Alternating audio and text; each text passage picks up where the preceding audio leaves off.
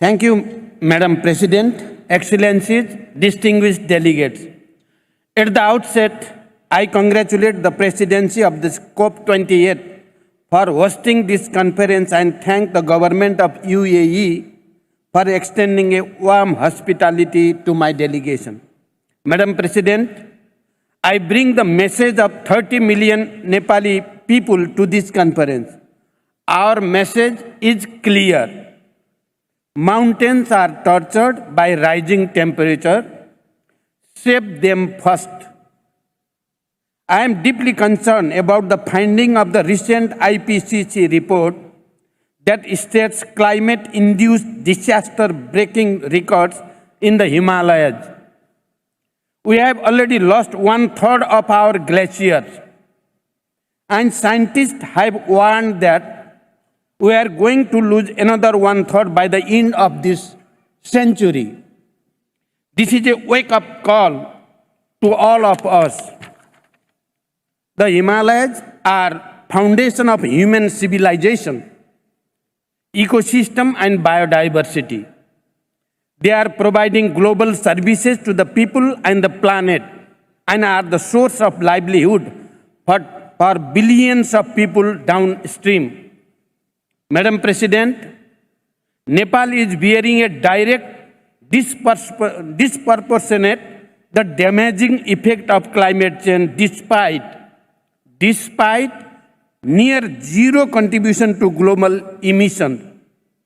Due to an appalling injustice inflicted on us, our people are severely affected by climate-induced disasters such as landslide, floods, wildfire, glacier lake outburst, drought, etc.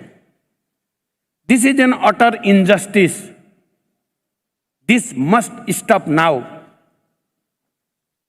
In his opening remarks yesterday, the United Nations Secretary General said, and I quote, "Just days ago, I was on the melting ice of Antarctica. Not long ago, I was among the melting glaciers of Nepal. These two spots are far in distance, but united in the crisis," unquote. Similarly, in his recent visit to Nepal, he said further, and I quote, "Stop war against the nature," unquote. This was his reaction after having witnessed the disastrous impact of climate change in the mountains. Indeed, it is a war against nature as well as humanity.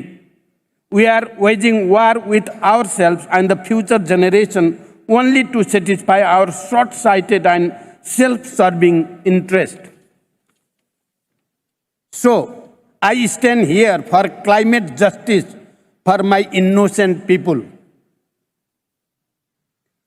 who are sheer victim of this catastrophe. Madam President, recently I unveiled the National Adaptation Plan and NDC implementation guideline with clear roadmap and strategies. Nepal is fully committed to the Paris Agreement. We are committed to achieving a net zero greenhouse gas emission by 2045, 5 years earlier than the global target. We will fully utilize our hydropower potential to secure the clean energy and maintain 45% forest covered land. However, our attempts to implement climate change adaptation and mitigation plans are facing serious financial and technological gaps. LDCs are more vulnerable to the impact of the climate change and are in desperate need of financial and technological support. As the chair of the LDCs, I urge the developed economies and international community for more predictable, adequate and equitable resource and technologies for LDCs. Countries like Nepal are left behind to live on their own fate. Therefore, I want to reiterate the following points. Number one, developed countries' pledges and action do not correspond with each other. They must raise their ambitions and fulfill their commitment urgently. Number 2, they must scale up climate finance to make up for the US $100 billion shortfall and double the adaptation finance by 2025.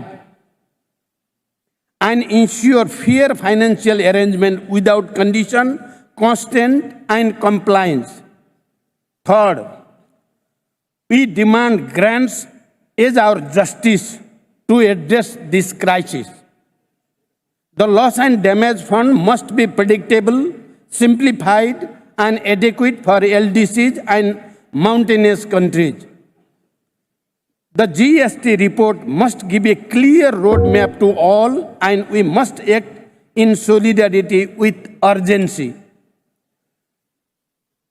Number 6, finally, I strongly recommend the necessity of initiating a dialogue on mountain and climate change. I wish a grand success of this conference. Thank you for your attention. Thank you very much. Thank you very much, Your